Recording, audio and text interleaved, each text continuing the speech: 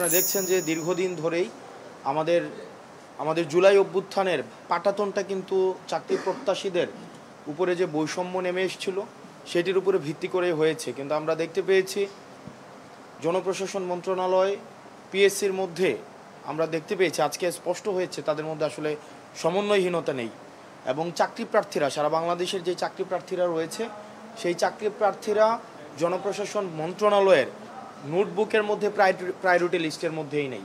একটা উদাহরণ দিই, যেমন এই পিএসসি থেকে জনপ্রশাসন মন্ত্রণালয় থেকে জুন মাসের 19 তারিখ 430টা পোস্টের রিকোয়েজিশন দিয়ে প্রধান উপদেষ্টার কার্যালয়ে পাঠানো হয়েছিল।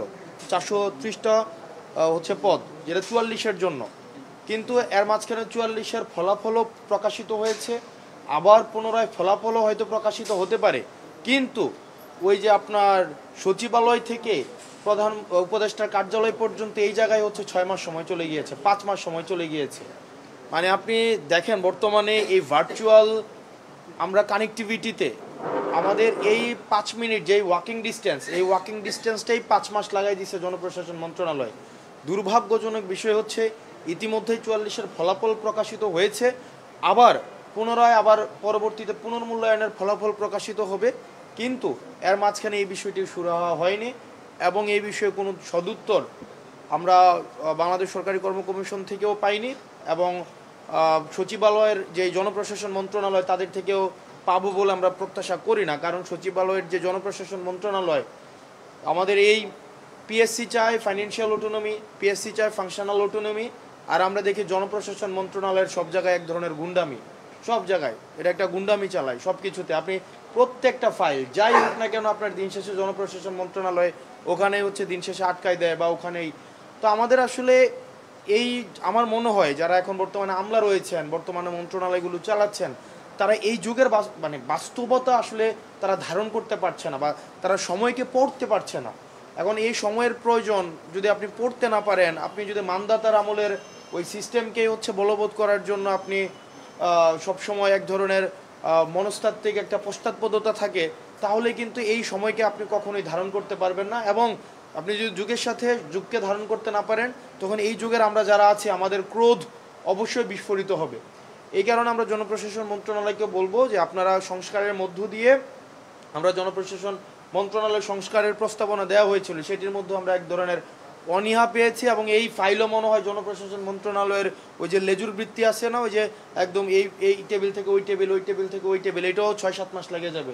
6-7 মাসের মধ্যে আবার দেখা যাবে আবার নির্বাচিত সরকার অর্থাৎ এই প্রায়োরিটি লিস্টে মানে জনপ্রশাসন মন্ত্রণালয়ের বটম লাইন আমাদের এই চাকরি প্রার্থীরা নেই। আমাদের চাকরি প্রার্থীরা আসলে সংখ্যায়, আমরা যারা চাকরি প্রার্থী আছি এটা রূঢ় বাস্তবতা। আমরা বাংলাদেশে আসলে সংখ্যায় ম্যাটার করি। আমাদের যে আসলে প্রয়োজন, জীবন, জীবিকা, আমাদের ডিগনিটি, আমাদের এটা চাকরি প্রার্থীর যে বাংলাদেশের বাস্তবতা, আমাদের ডিগনিটি, এটা আসলে তাদের প্রায়োরিটি লিস্টের মধ্যেই নাই। আমরা তো আসলে চাকরি প্রার্থী ছিলাম, আমরা দেখেছি যে আমাদের বাস্তবতা এমন। এই সময়ে এসে আমাদের 3 বেলার জায়গায় 2 বেলায় খাইতে হয়। আমরা দেখেছি সেন্ট্রাল লাইব্রেরিগুলোতে, পাবলিক লাইব্রেরিগুলোতে মাস্টার্স কমপ্লিট করে ডিপার্টমেন্টে প্লেস করার পরেও জুতা সেলাই করে পড়তে হয়। জুতা সেলাই করে আমরা দেখেছি তাদের জীবন এমন হয় যে আসলে তখন আমাদের অফুরন্ত সম্মান থাকে। একটা ঢাকা ইউনিভার্সিটি থেকে, পাবলিক ইউনিভার্সিটি বা ন্যাশনাল ইউনিভার্সিটি থেকে একটা ছেলে যখন পাশ করে বের হয়, সমাজ কিন্তু তাকে সম্মানটা দেয় এবং তার থেকে কিন্তু পরিবার প্রত্যাশা করে। কিন্তু সেই পরিবার প্রত্যাশা এবং সম্মানের আনুপাতিক হারে কিন্তু আমরা পরিবার এবং সমাজে কিন্তু আমরা কোনো কন্ট্রিবিউট করতে পারি না। এবং এইটা কন্ট্রিবিউট করার জন্য যে রাষ্ট্র আমাদেরকে যেভাবে সহায়তা করা উচিত ছিল, রাষ্ট্রের যেই প্রয়োজনীয় আয়োজন করা উচিত ছিল, সেই জায়গায় তাদের আমরা চূড়ান্ত রকমের অনীহা দেখছি। এবং আমরা দেখেছি জনপ্রশাসন মন্ত্রণালয় ভাগ বাটোয়ারা নিয়ে ব্যস্ত, পোস্টিং প্রমোশন নিয়ে ব্যস্ত। এবং এই 5ই আগস্টের পরে সবচেয়ে বেশি বেনিফিট পেয়ে থাকে সেটা আপনার এই যে প্রশাসনের আমলারা আমার প্রতি নারাজ হবেন। এরকমও মাঝে মাঝে অনেকেই বলেন যে আমলাদেরকে নিয়ে বেশি কথা বললে নির্বাচনে তোমাকে কিন্তু দেখে নিবে, নির্বাচনে কিন্তু তোমাকে আটকাই দিবে। তো আসলে নির্বাচনটা তো মুখ্য না। বাংলাদেশে বহুত নির্বাচিত মানুষ নির্বাচন করে নির্বাচন জিতে হারাই গেছে।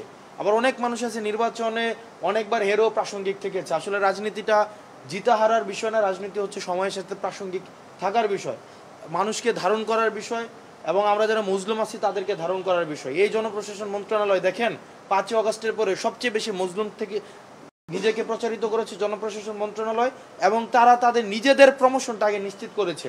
আমরা দেখি তো অনেক ডিএস নিজেদেরকে নিজেরা প্রমোট করে জয়েন্ট সেক্রেটারি হয়েছে, এডিশনাল সেক্রেটারি হয়েছে, 2টা 3টা করে প্রমোশন পর্যন্ত নিছে, কিন্তু তাদের নোটবুকে এই চাকরি প্রার্থীদের নিয়ে কোনো ধরনের পরিকল্পনা নাই, কোনো ধরনের রুটিন নাই।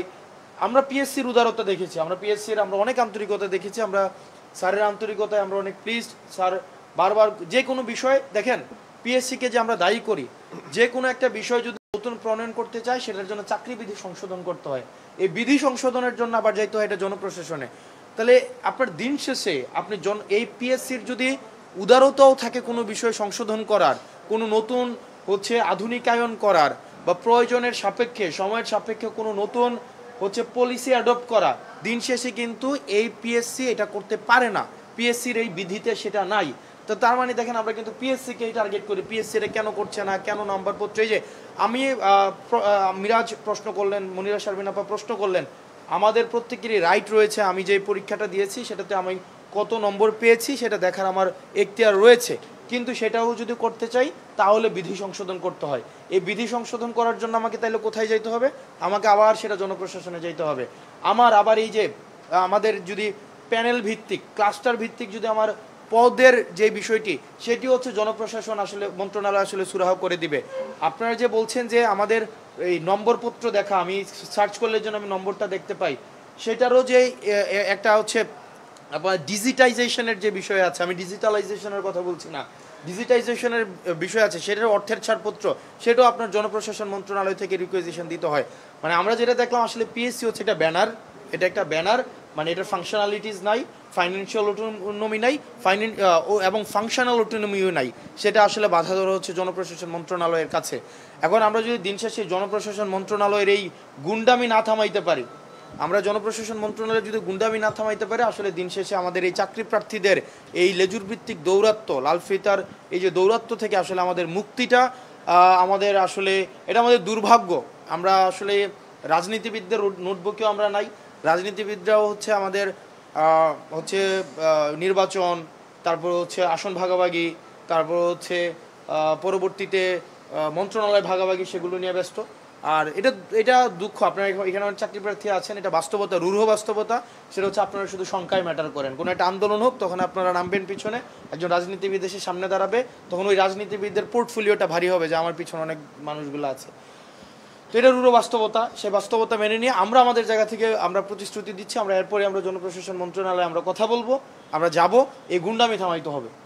আমরা আসলে আমাদেরকে যদি ওই লাল ফিতার দৌরাত্ম্য, লেজুর ভিত্তিক দৌরাত্ম্য, এবং আমাদেরকে যদি বলে, আমরা চিন্তা করেন কি পরিমাণ মানে সনাতনী চিন্তা ভাবনা সম্পন্ন, পশ্চাৎপদ চিন্তা, মধ্যযুগীয় চিন্তা ভাবনা সম্পন্ন, 201 নম্বর রুম থেকে 202 নম্বর রুমে তারা চিঠি পাঠায়, এবং এই চিঠিটা প্রথমে যায় আপনার জিপিইউতে যায়, মানে 201 থেকে 201 নম্বরে একটা রিকোয়েজিশন দিবে, ধরেন কিনবে, ময়লার ঝুড়ি কিনবে, তখন এটা চিঠি পাঠাবে, চিঠি যাবে জিপিইউতে, জিপিইউ থেকে এটা অ্যাপ্রুভ হয়ে আবার 202 নাম্বার আসবে, 202 নাম্বার আবার এটা জিপিইউতে পাঠাবে, জিপিইউ আবার 201 নাম্বারে পাঠাবে। অথচ তাদের সাথে তাদের চা খাইতেও দেখা হচ্ছে, মন্ত্রণালয়ে বাদাম এবং ফ্রুটস খাইতেও তাদের দেখা হচ্ছে, নিয়মিত তাদের কথা হচ্ছে, সোশ্যাল এনগেজমেন্ট হচ্ছে, তারা একসাথে মিলে ব্যবসাপাতিও করতেছে, তারা একসাথে মিলে পার্সেন্টেজ ভাগাভাগিও করতেছে, সবই করতেছে। কিন্তু তাদের কাজ করার ক্ষেত্রে এই জিনিসগুলোকে তারা শুধুমাত্র এই যে আমাদের পুরা ফ্রেম, আসলে আমাদের এই প্রশাসনের পুরা মানে খোলনলচে আমাদেরকে পাল্টাই ফেলতে হবে। এটার পরবর্তীতে আমরা মাঝে মাঝে মনে হয় যে কিছুদিন আগে খুবই দুঃখজনক ঘটনা, মাইলস্টোনে যে বিমানটা পড়ছিল, এটা মাইলস্টোনে না পড়ে এটা সচিবালয়ে পড়া উচিত ছিল, এবং এই সচিবালয় থেকে যতদিন না পর্যন্ত আসলে আমাদের এটার যে পরিমাণ, এইখানে সবচেয়ে বড় মানে গুন্ডামি, সবচেয়ে বড় স্বৈরতন্ত্র, সবচেয়ে বেশি যারা আমাদেরকে মানুষ মনে করে না, যারা এই এই এই আমরা আরও, তবে এটাও আমাদের আশার বিষয়, সচিবালয়ের মধ্যে কিছু আমলা রয়েছে যারা অনেক বেশি স্মার্ট, আধুনিক, যারা চায় যে যারা পরিবর্তন আনতে, কিন্তু পশ্চাৎপদে কিছু অফিসার রয়েছে, আমলা রয়েছে, যারা মনে হয় যে তারা ইভেন আমি দেখি একজন সচিব বলছেন উনি ফোন ইউজ করেন না, উনি বাটন ফোন ইউজ করেন। আপনি চিন্তা করেন, মানে এই যুগে এসে মানে একটা মানুষ বাটন ফোন ইউজ করেন, এটাকে আসলে এন্টারটেইন করার কোনো বিষয় না, এটা অযোগ্যতা হিসেবে আমাদেরকে বিবেচনা করতে হবে। তো এই যুগের চাহিদার সাপেক্ষেই আমাদের এই বিষয়গুলো সংশোধন করতে হবে, নাম্বার প্রকাশ করতে হবে, আমাদের 44-এর বিষয়টা সলভ করতে হবে। আমরা জোর দাবি দিয়েছি পুনর্মূল্যায়নের আগে যেন এই যে ওনাদের এই 5 মাসের ফাইজলামি, এটাকে ফাইজলামি, ওনাদের কাছে মনে হইতেছে ওনারা রুটিন ওয়ার্ক করতেছে, কিন্তু এটার সাথে অন্তত 500 ফ্যামিলির জীবন জীবিকা, 500টা ছেলের অন্তত গত 6-7 বছরের স্বপ্ন, গত 20টা বছরের তাদের স্বপ্ন জড়িত, তাদের কাছে এগুলোর কোনো মূল্য নাই। এটার সুরাহা হইতে হবে, নাম্বার 1। নাম্বার 2 হচ্ছে আমাদের যে বিষয়গুলো আপনার মিরাজ ইতিমধ্যেই স্পষ্ট করেছে, আমাদের বিধি সংশোধন করার বিষয়, ভাইবার নাম্বার, ভাইবা যেন চেহারা দেখে না হয়, ভাইবা যেন কোনো ধরনের রাজনৈতিক বিবেচনায় যেন ভাইবাটা না হয়। ভাইবাতে অনেক সময় আমরা দেখেছি বোর্ডের বিভিন্ন বোর্ড ভিত্তিক নাম্বারের তারতম্য ঘটে, সেই জন্য আমরা বলেছি এটার একটা রুব্রিক্স থাকুক স্পষ্ট, যে কি কি ক্রাইটেরিয়া আপনারা মার্কসটা দিচ্ছেন, এটাকে অবশ্যই রুব্রিক্স থাকা উচিত। এটার রুব্রিক পার্সোনালিটির ভিত্তিতে দিচ্ছেন, আপনার কোয়ান্টিটেটিভ অ্যানালিসিসের ভিত্তিতে দিচ্ছেন, তার প্রবলেম সলভিং এবিলিটির ভিত্তিতে দিচ্ছেন। তো স্যাররা খুব, আমরা দেখলাম এটা নিয়ে ওনারাও ভাবছেন, ওনারা সিবিআই ফরম্যাট একটা ইন্ট্রোডিউস করতে পারেন খুব সম্ভবত sometime very soon, maybe from আপনার 50তম থেকে, তাই না, 50তম থেকে ওনারা বলেছেন। আমরা পিএসসিকে আমরা হচ্ছে আন্তরিক পেয়েছি অনেক বেশি, তারা চেষ্টা করছে সংস্কার করার, আর ক্যালেন্ডার ইয়ারে বিসিএস শেষ করার বিষয়টি এসেছে। এই বিষয়গুলো নিয়েও আমরা দেখেছি পিএসসি আপনার অনেক উদার, কিন্তু দিন শেষে সমস্যা হচ্ছে আপনার এই যে সচিবালয় জনপ্রশাসন সমস্যা। একটা আন্দোলন চলছে দীর্ঘদিন ধরে যে ক্যাডার যার মানে ওই সচিবালয় সচিবটা এরকম একটা বিষয়। এই বিষয়ে আমি আসলে মন্তব্য করতে চাই না, কারণ এই বিষয়ে যে বিষয়ে আমার মানে ফুল নলেজ নেই, আমি এই বিষয়ে কথা বলতে চাই না। আচ্ছা, এখানে আসলে প্রশ্ন করার তো কিছুই না, এই বিষয়টা হচ্ছে আমাদের বিষয়টা আমরা এক্সপ্রেস করলাম।